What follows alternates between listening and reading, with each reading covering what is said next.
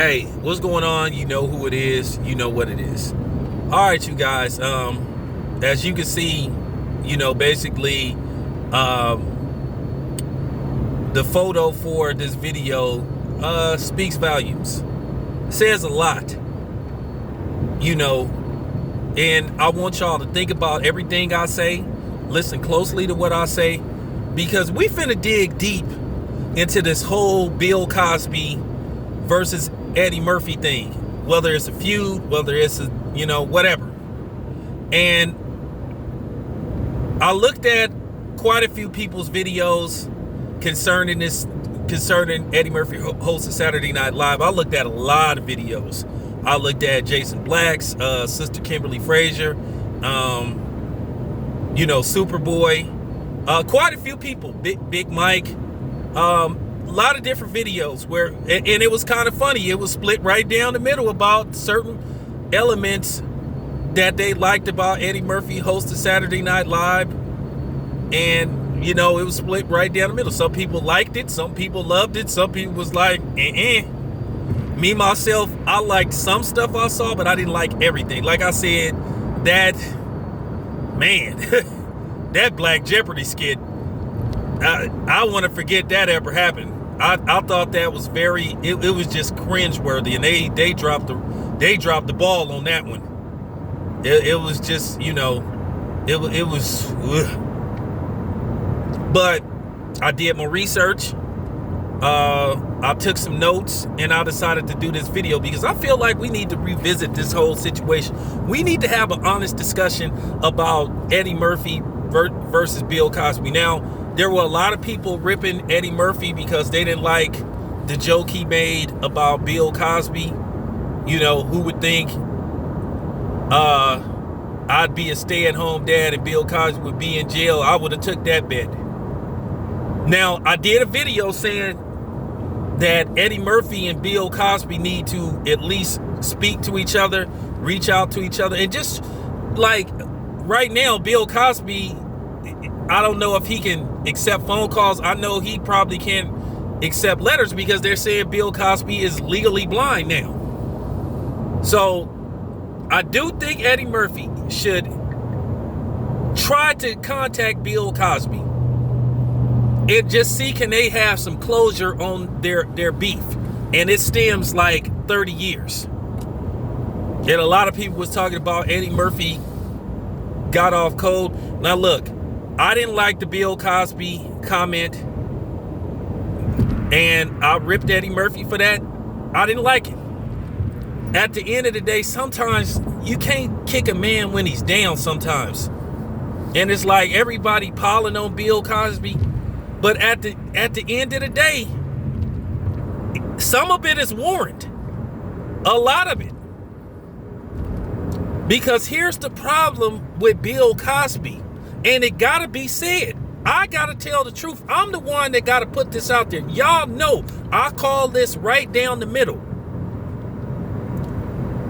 I call it right down the middle. I try to be fair, just like I try to do with the boxing stuff. I try to do this with everything, and I try to call it right down the middle.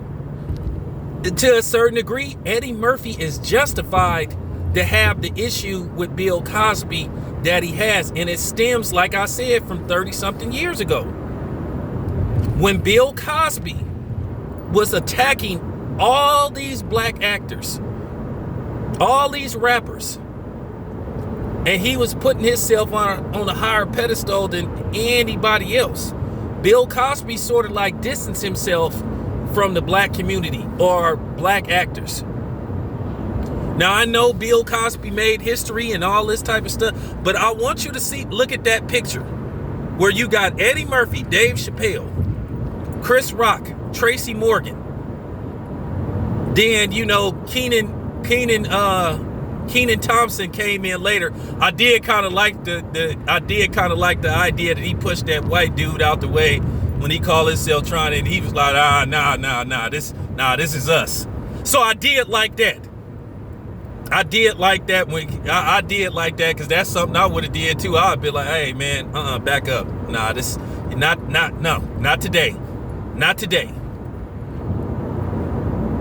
And if you have an understanding why Eddie Murphy brought Chris Rock and Dave Chappelle, Tracy Morgan, and they were sort of paying homage to him, is because Eddie Murphy put those dudes on, or he helped them at one time or another. This is fact. This is fact. And I'm going to get to Spike Lee in a minute too, and why I had such a problem with Spike Lee for years. Because I felt like Spike Lee did Eddie Murphy dirty over Robin Harris. I didn't like that, and I thought Spike Lee was cooning, and I thought Spike Lee was off code. Now, I have problems. I've had big problems with one or another those dudes that Eddie Murphy had on there. I really ain't had that much of a problem with Dave Chappelle, really. Not really.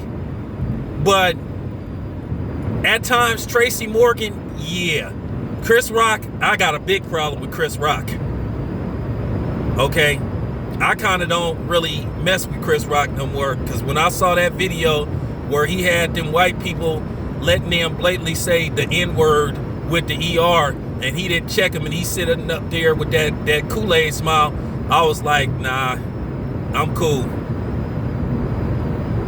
Because when I hear black people make that bullshit ass excuse about we should not be worried about who sent, oh yes we should. If you a non-black, and especially if you a white person, you don't walk up to no black person, call and say, hey, what's up my nigga? I'm not your motherfucking nigga. Devil. Real talk. You don't walk up, and that's the thing. Don't think because, and that's the problem with, once again, Caucasian people assuming that all black people have the same thought process. Every black person ain't cool with you walking up to them, calling them the N-word. Either one, with the A or the ER. You ain't got it like that. And like I said before, if you are a black person that let a white person or a non-black just walk up to you that you don't know, and even if you do know them, call you an N, either one, you are a coon. You are a sellout. You are a handkerchief head. Y'all gotta watch out for that. I laugh at the fact that people are sitting up here, in particularly, you know, some people in the mayonnaise nation fighting for the right to be able to say that word. Guys like Tim Allen and all that stuff. Tim Allen saying he mad because he can't use that in his dialogue. Well, you go ahead, Tim, and use that in your dialogue. And when you trying to walk to your limo or your Uber, when the show is over and somebody walk up to you and two-piece you, yeah, remember, you fought for the right to say that. So at the end of the day, people got a right to confront you about it as well. But anyway, let me get back to Eddie Murphy, Bill Cosby. If you look at the history of Bill Cosby, and this is just real talk, did Bill Cosby really do any films that was like really sort of like black, what you would call black related, that had sort of ties to the black community? Not really.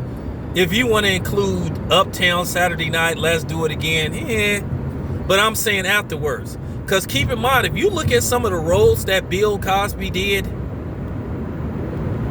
Mothers, Jugs, and Speed, and some of the other stuff he did, Bill Cosby really didn't do roles where it's sort of like related to what you would call blue-collar black people, us, urban black people. So sometimes you got to ask that question, was Bill Cosby on code? Was Bill Cosby kind of a cool? I'll let you guys be the judge, but let me present the facts. Now, we know there was one time where Bill Cosby narrated a documentary where he talked about race issues, but if you want to be honest, Bill Cosby really did not discuss that kind of stuff. I'll follow Bill Cosby from the time the Cosby Show aired till at post Cosby, other things. I saw interviews with Bill Cosby. Okay, so I know all about Bill Cosby. You know, and let's keep it 100. Did Bill Cosby really do a lot of projects that related to black people, the black community. And I know people go say, but he gave away $20 million. Well, allegedly. That's what they've been saying. Because anybody can sit up there and say, hey, man, say I gave away $20 million. That's a lot of money to be given away, especially back then.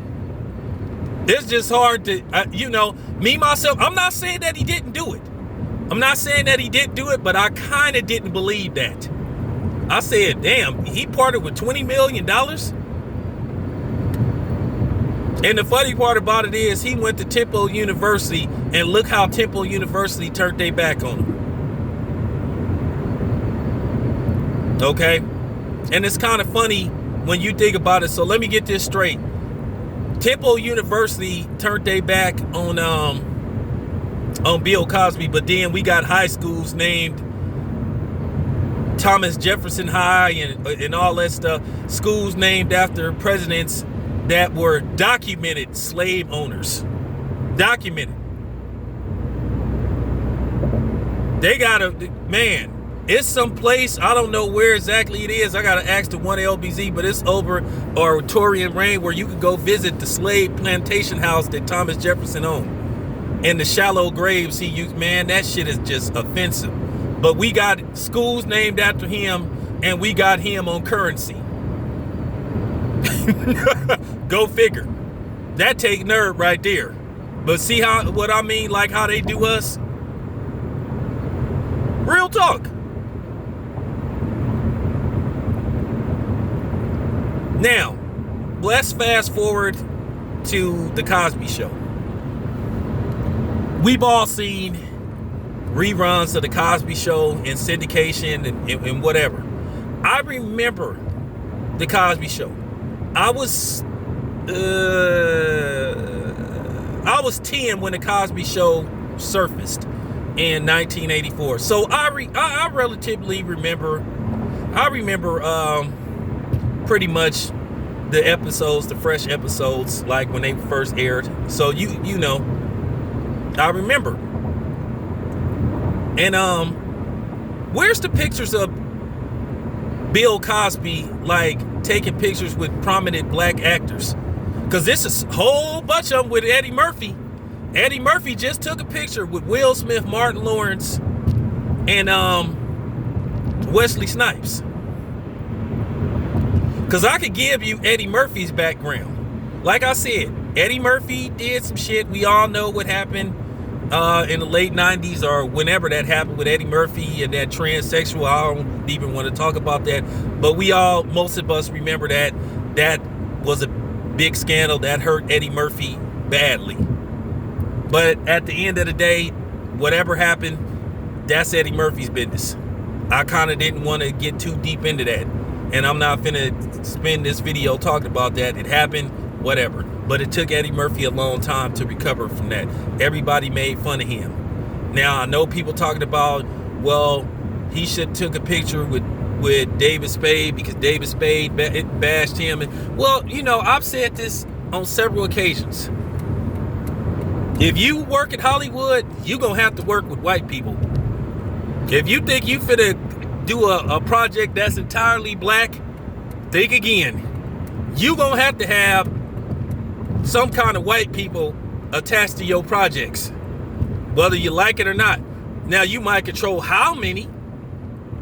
They ain't nothing, which they ain't no such thing as entirely black in Hollywood. Let's just keep it 100. Okay? But anyway, getting back to Bill Cosby. Because this is a long video, because I want this to sink in. But let's get back to the Bill Cosby thing. The Cosby Show.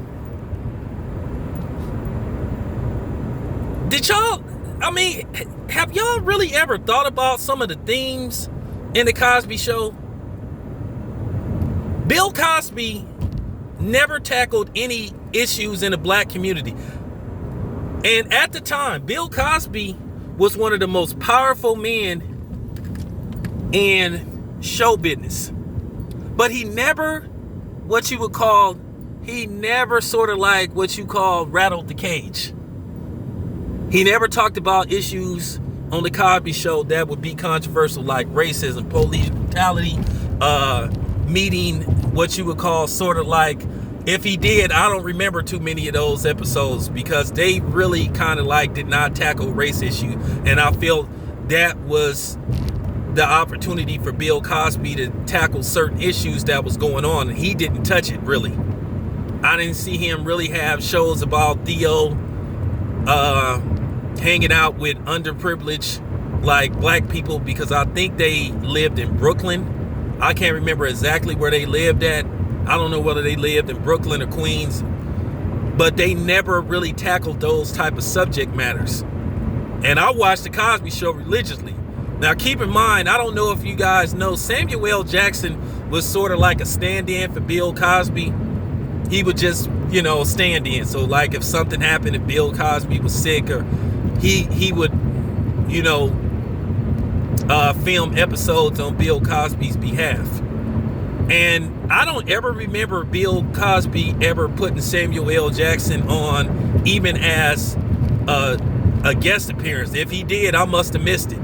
And you would figure, if somebody your stand-in, you should at least try to find a way to give him like a cameo appearance periodically. I don't ever remember Samuel L. Jackson being on an episode of the Cosby Show.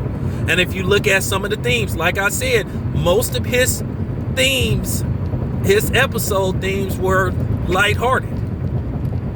He never really tried to rattle the cage. This is fact. This is fact. He played a doctor, a black doctor that was married to a black lawyer. And they never talked about that neither. Like how, hey, look at what we did as parents. I'm a black doctor, you a black lawyer. They never tackled those type of issues. And I felt like they had the forefront. Keep in mind, the Cosby Show was the #1 show for years. And you would think Bill Cosby, the power he had at the time, when the spotlight was all on him, he would have took the time out to basically discuss those type of subject matters. And he stayed away from it. But then he was quick to talk about everybody else. And this is why Bill Cosby, why a lot of people ain't reaching out to Bill Cosby. This is why a lot of these brothers sort of like feel the way about Bill Cosby, because Bill Cosby was criticizing everybody. He kind of came across to me, he rubbed, and I'm telling you, Bill Cosby rubbed me the wrong way. A lot. I was like, damn, this dude always just speaking bad on black people. And he just came across as an uppity Negro. And he would always do this on predominantly white media outlets, talking about other black actors, always ripping Eddie Murphy, and say, hey, I don't use, and Richard Pryor, hey, I don't use that type of language. I don't, and then here's the thing. Bill Cosby, like I said, he never tried to put really anybody on. Bill Cosby never tried to make movies where he would cast predominantly black people. So if you wonder why Chris Rock and all those people and Tracy Morgan and Dave Chappelle is loyal to Eddie Murphy, because he put those dudes on. He helped those dudes. Eddie Murphy was putting black people on, whether you like Eddie Murphy or not. Now, don't get me wrong. Eddie Murphy had a special. He had a special where he did these comedy skits that came on CBS. Real controversial. And Eddie Murphy talked about racism. He talked about racism in Hollywood. He talked about racism like in general. Keep in mind, like, dude, that skit he did where he basically did a reverse of black like me and went white like me, that was very controversial at the time. So Eddie Murphy tackled those type of subjects. Eddie Murphy spoke on racism in Hollywood. Okay? Where Bill Cosby a lot of the time didn't. He shied away from it. So you tell me who was on code. I got the receipts to show you that Eddie Murphy spoke on racism, white supremacy, and all that type of stuff. Not just only in Hollywood in general, because like I cannot remember that comment. It came on Channel 5, and it was about a white dude that was watching TV, and I guess Eddie Murphy was trying to educate people through the eyes of white people about what we go through as black people. And he tried to hint what go on in Hollywood, just like that show that got canceled, that Showtime pulled the plug on, starring Jay Farrell. That what was that white famous show, which was a very interesting show, which told you about some of the stuff that go on with black people in Hollywood. And Eddie Murphy did all that stuff. This is fact. Eddie Murphy spoke on that kind of stuff. And to a certain degree, back then, they kind of make, Eddie Murphy paid a stiff price sometimes for talking about that kind of stuff. So to me, I think Eddie Murphy, he earned his stripes. Like I said, in Hollywood, you can't expect nobody to be 100% pro-black or 100% militant. I'm sorry, not in that environment, not in that element. You just can't. I'm sorry, you just can't. But let's talk about how we did Eddie Murphy to a certain degree. Now keep in mind, Eddie Murphy, like I said, was casting black people in movies. Look what he did with Dolomite's My Name, predominantly black cast. Real talk. And then not to mention he brought an unknown sister, and put her in the movie. Put Mike Epps, Craig Robinson, that moist dude. He put them on. Put what's his name? Keegan Michael Key. What's his name? Yeah, that dude. Put him, he put all those black actors in that Dolomite Is My Name movie. So Eddie Murphy has been giving black people work. Don't y'all remember Boomerang, which was a classic movie? But Paramount considered that movie a disappointment. And we should have went out in droves and seen that movie. That movie was an excellent movie. Boomerang came out 1992. Movie cost $42 million to make, and domestically in the States it grossed around $70 million, which is still back then, even to this day, that would be considered moderate success. But that was a movie we should have ran out and saw. But nobody wanted to go see that movie. Eddie Murphy played a black executive. Had all those black actors in that movie. Had the black dude from the 7-Up commercial. Had John Witherspoon. Had all those black actors in it. And nobody went to see that movie. Underperformed at the box office. We should have came out in droves and seen Boomerang. One of Eddie Murphy's lowest grossing movies at the time.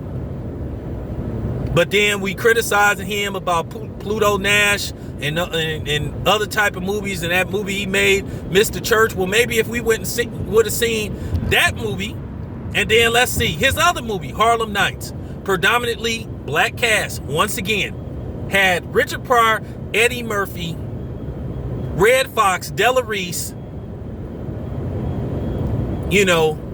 Robin Harris, up and coming comedian, which I give Spike Lee the middle finger for basically, once again, going on white media outlets saying, oh, Eddie Murphy should have gave Robin Harris a bigger role in Harlem Nights. Hey, fuck you, Spike Lee.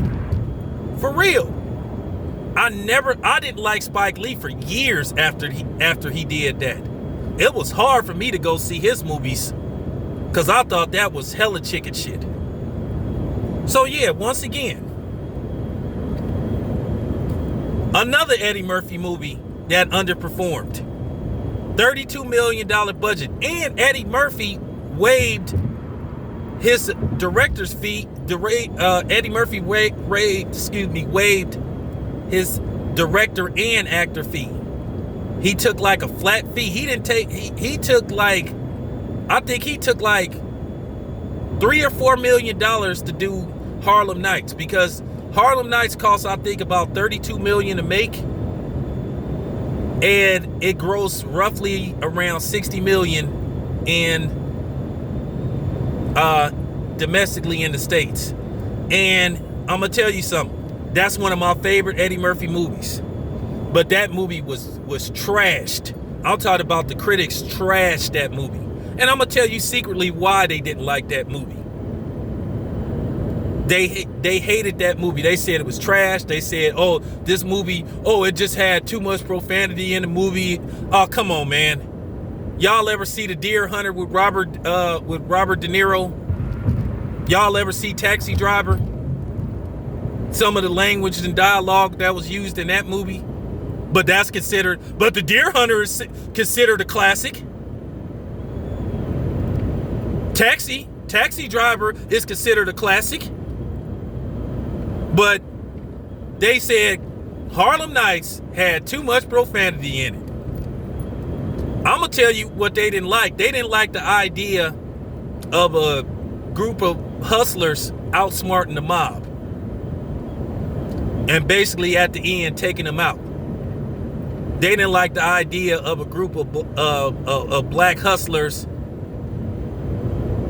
standing up to the mob, not being bullied by the mob.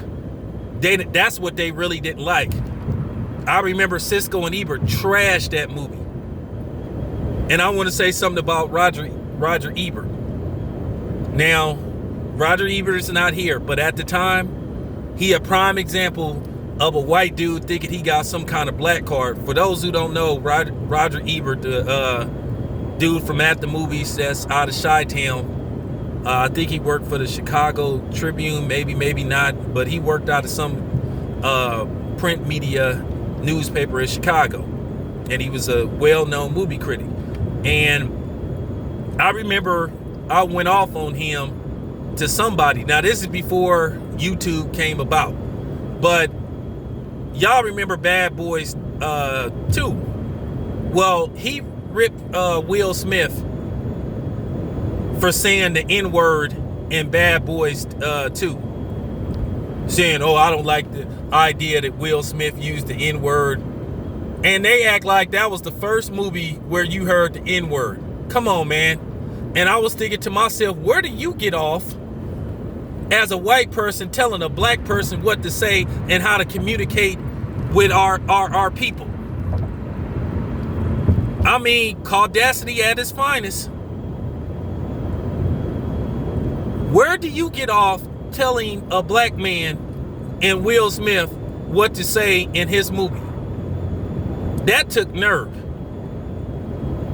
But a lot of people, once again, because of black people, because of handkerchief heads, feeling like they could say that. Like they could critique and tell black people what to say. Because you got that going on in Hollywood for real, where you got actual white people trying to tell black people how to be black in a movie. Or how to act black. How the hell do you know? For real. How do you know, Tim? How do you know, Skip? How do you know, Aaron? About how to be black? When you from Hoboken, New Jersey, or Maine. You know what I'm saying? Somewhere like that. Dumpwater, Florida. Get out of here, man. But yeah. We let Eddie Murphy down. We should have kicked. Man, do you know if Harlem Nights did over $100 million or Boomerang? Who knows what would have happened with Eddie Murphy? Maybe he would have got the opportunity to do more projects like that. And that's why for years, the movie studios didn't like putting out movies with a predominantly black cast. Because they could say, and that was their talking point. When a lot of these actors that would say, hey man, I want to put this type of movie out. I want to put this type of movie out. Oh man, well we don't know if it'll sell because for real. Keep in mind, y'all remember that movie, The Best Man? There was questions about Universal Pictures even wanting to put that movie out because they thought it would fail. Keep in mind, they screened that movie to test audience like 2 times. Now, the first version of the movie was just too long. It was like 2 hours and 30 minutes. So, you know, ain't nobody gonna watch a movie like that for that long. So they edited it down. But once again, The Best Man went on to become a classic. Came in #1 at the box office. Didn't do what you would call, you know, super duper numbers, but for the budget, it was a success. But this is what I'm saying about Eddie Murphy. Sorry, I got a little bit off subject, but it ties in to everything I'm saying. So Eddie Murphy stayed on code for most of it, as far as when it came to his filmmaking. He tried to hook black people up. Bill Cosby really didn't do that. And if you, like I said, do y'all remember that movie? Well, you pretty much don't remember that movie based off what it did at the box office. Do y'all remember Leonard Part 6? Yeah, that's what I thought. Do y'all remember Ghost Dad? Yeah, that's what I thought. Like I said, Bill Cosby never tried to really help put black people on. Bill Cosby had the opportunity to pull a lot of these dudes to the side, but like I said, Bill Cosby was always putting down and looking down on these black actors, these black comedians, these hip hop artists. He never tried to embrace these guys. Yes, he did make history at the time, but he didn't take his opportunity to really help anybody else. I'm just keeping it 100. This is, like I said, look at this video, 32 minutes. This needed to be said about Bill Cosby. This is very important. This is very important. Y'all know I don't usually put out videos this long, but it needed to be said. It needed to be said. This video needed to be done. Because like I said, to a certain degree, if you understand, if you kind of understand why some people and some of these black Hollywood actors are not going out of their way to support Bill Cosby, it's because of how Bill Cosby treated a lot of us black people. Bill Cosby really didn't go out of his way to help and put on other black people. This is fact.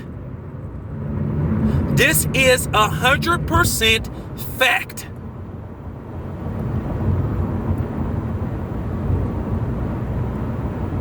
All you got to do is look at Bill Cosby's Wikipedia. But he always tried to play this clean, wholesome dude. But then look what was going on behind the scenes. He was ripping everybody's dirty acts. But then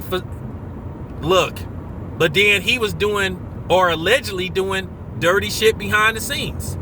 And as I said before, you know what I'm saying? This is just documented. I'm just telling you why some of these comedians is giving Bill Cosby the middle finger.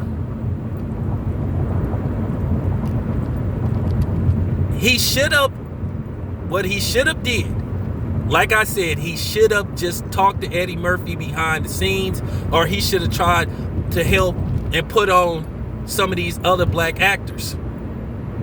He could have worked with some of these dudes like Chris Rock and Eddie Murphy, and they could have found some common ground on what type of film projects to put out. But he didn't do that. So this is why when all this stuff happened with Bill Cosby, a lot of black people turned their back on him. Is it right? No. No, it isn't. But do I kind of understand? Yeah, I do. Do I like it? Not really. Because like I said, you kind of don't kick nobody when they down. But at the same time, maybe if Bill Cosby would have been more willing to try to work with these brothers, that who knows what would have happened. At the end of the day, this is the biggest problem with black people. And Jason Black, I listened to a video he put out a while, well, I ain't gonna say a while ago. He put it out like earlier yesterday. He said one of the biggest problems with black people, and I've said this too, we have to like each other to work together. And that's not true. At the end of the day, it's all about us having enough paper to be able to function by ourselves, or try to function as much as possible without seeking the help of mixed company. And we don't want to do that. Oh, I don't want to work with him because I don't like this, I don't like that. Do you, like I said, do you think every Hispanic person like each other?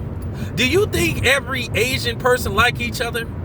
Do you think, you know for sure every white person don't like each other, but they will find a way to work together? Because at the end of the day, it's all about the numbers in the bank account. And that's the biggest problem that we have.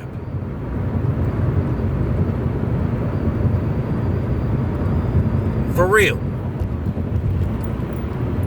Me, myself, like I said before, as far as like some of these boxing channels go, I don't like a lot of the content that some of these dudes put out.